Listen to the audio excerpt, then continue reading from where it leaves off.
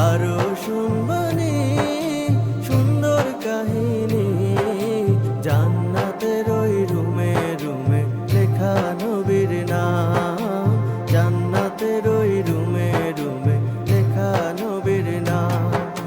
রহমতে আলম নূরে মুজাসসাম, রহমতে আলম নবী নূরে মুজাসসাম।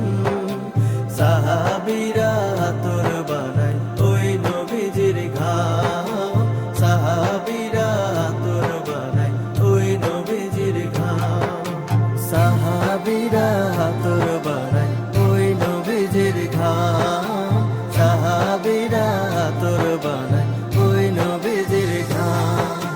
উস্তুনে হান্নানা একটা খেজুর গাছের নাম, যাকে ধরে খুতবা দিতেন রাসূলে